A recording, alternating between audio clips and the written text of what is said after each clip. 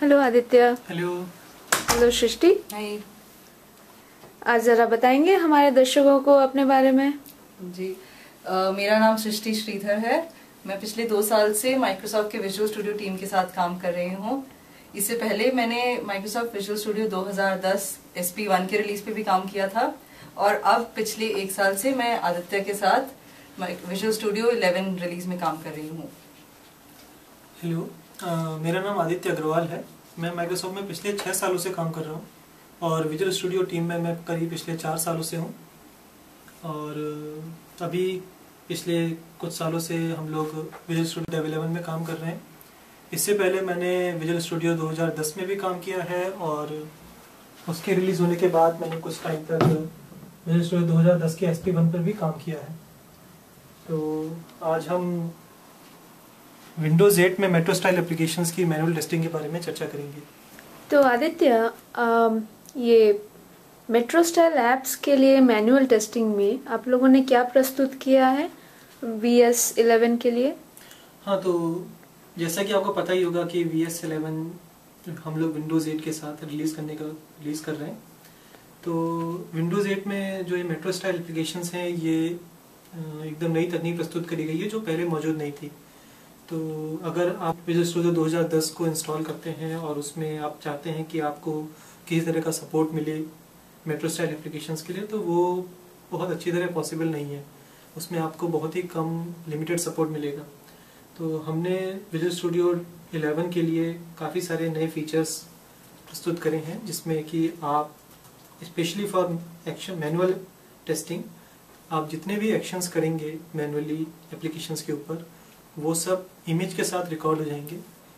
लिखित रूप में भी रिकॉर्ड होंगे और इमेजेस के साथ भी होंगे, ताकि अगर डेवलपर के पास कोई बग जाता है जिसमें उसे किसी पर्टिकुलर स्टेप को दोबारा से देखना है कि कैसे हुआ, तो वो इमेज का सहारा लेके उसको देख सकता है। और साथ में जितने भी टच जेस्चर्स जो नए इंट्रोड्यूस हुए हैं विंडोज़ 8 में, जो ये मेट्रो स्टाइल एप्लीकेशन सपोर्ट करती हैं, उनका भी सपोर्ट हमने अपने इस नए मैनुअल टेस्टिंग सिनेरियोज में डाला। मेट्रो स्टाइल एप्स में मैनुअल टेस्टिंग आप करके बता सकते हैं? विंडोज 7 मशीन में मैंने टेस्ट प्रोफेशनल इंस्टॉल किया हुआ है और इसके थ्रू मैं विंडोज 8 मशीन को कनेक्ट करके और इसमें जितने भी एक्शंस हैं उनको रिकॉर्ड कर सकता हूँ रिमोटली। तो मैं अपनी Microsoft test tool adapter service को स्टार्ट करूँगा। तो ये आप देख सकते हैं कि एक टच डिवाइस है। तो अब ये मेरी सर्विस स्टार्ट हो चुकी है। मैं अपने इमर्सिव डेस्कटॉप में आ जाऊंगा और यहाँ पर मैं चेक करूंगा कि ये डिवाइस एक्सेसिबल है कि नहीं है। तो आप देख सकते हैं कि ये इसने अपना टेस्ट पास कर लिया है। तो अब मैं इसको सेव कर देता हूँ और अब मैं एक्सप्लोर करता हूँ। तो आप देख सकते हैं कि यहाँ पर एक मैसेज आया है जिसमें ये बता रहा है कि टेस्टिंग सेशन स्टार्ट हो गया है और एक्शंस अब रिकॉर्ड होंगे। तो मैं अब टेस्टिंग स्टार्ट करता हूँ, एक्सप्लोरेटरी टेस्टिंग, और अपनी एप्लीकेशन को लॉन्च करता हूँ। इसमें मैं कुछ एक्शंस परफॉर्म कर रहा हूँ, जैसे कि मैंने एक गैजेट एप्लीकेशंस लॉन्च करी है। इसमें मैं कुछ एक्शन परफॉर्म कर रहा हूँ कि मैंने ये रिव्यू सेक्शन में जाके मैंने बैक पे क्लिक करता हूँ और उसके बाद मैं दोबारा जाता हूँ। तो और मैं अगर रिव्यू पे वापस जाता हूँ तो आई एम सीइंग कि जो मैंने पहले जो सॉर्टिंग करी थी वो उसी ऑर्डर में अभी भी है।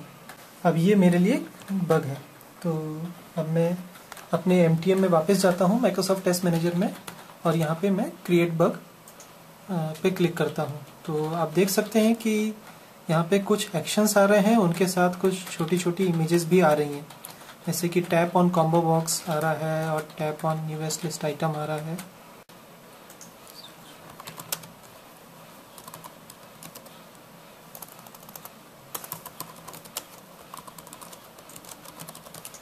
तो अगर आप देखें तो यहाँ पर हमने event log, action log and system information, ये 3 कलेक्टर्स इनेबल किए हुए थे।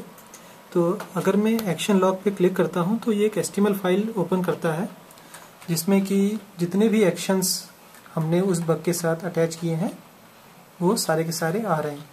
तो अगर मैं हर एक एक्शन के पास अपना माउस का कर्सर लेके जाता हूँ तो वो एक पूरी की पूरी स्क्रीन की इमेज भी दिखाता है और साथ में ये भी बताता है कि वो एक्शन एक्चुअली में कहाँ पे परफॉर्म हुआ था। तो अब ये बग मेरे डेवलपर को असाइन हो गया है। अब ये डेवलपर के पास जाएगा और डेवलपर को देखना है कि हमें देखना है कि वो जो हमने एक्शन लॉग जनरेट किया है उसको पूरी तरह से यूज़ करके बिना किसी की मदद के उस इश्यू को रिप्रो कर पा रहा है कि नहीं कर पा रहा है। सृष्टि, अभी मेरी आदित्य से बात हो रही थी और उन्होंने MSNBC एप्लीकेशन में एक बग देखा था और उन्होंने ये बग फाइल किया और मेरे ख्याल से वो बग आप तक पहुंच चुकी होगी। जी हाँ। आप देख सकते हैं। मैं भी वही देख रही थी। तो मैं बेसिकली टीम फाउंडेशन सर्वर के टीम एक्सप्लोरर में गई हूँ और मैं ये देखना चाहती थी कि मेरे ऊपर क्या क्या बग्स असाइन हैं।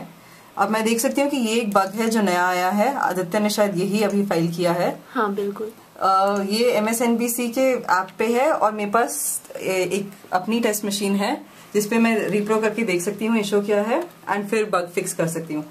जैसे कि आप देख सकते हैं यहाँ पे मेरे को सारे टेस्ट स्टेप्स दिख रहे हैं, उसके साथ इमेजेस भी हैं हर स्टेप के साथ। तो इसलिए मुझे आदित्य के पास जाने की जरूरत नहीं है, मैं यहाँ अपने ऑफिस में ही बैठे बैठे खुद से रिप्रो कर सकती हूँ।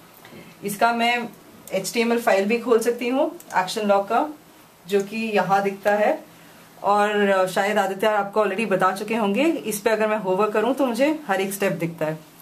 तो देखते हैं मैं सिर्फ HTML फाइल को देख के रिप्रो कर पाती हूँ कि नहीं। तो मैं वही स्टेप्स कर रही हूँ जैसा कि आदित्य ने यहाँ पे मेंशन किया है। उन्होंने जाके रिव्यूज में हाईएस्ट रेटेड सेलेक्ट किया है, मुझे यहाँ से पता चल जाता है। और अगर मैं होवर करती हूँ मुझे ये भी पता चल जाता है कि कौन से कंट्रोल पे एक्ट किया है उन्होंने। और मैं फिर से जाती हूँ रिव्यूज पे और देखती हूँ कि अभी भी हाईएस्ट रेटेड है जबकि न्यूएस्ट होना चाहिए एक्सपेक्टेड।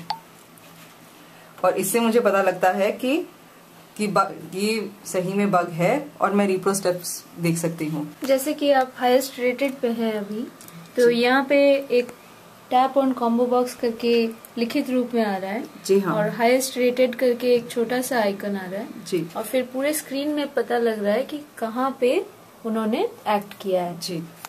तो इससे आपको काफी मदद मिलती है। जी हाँ बिल्कुल।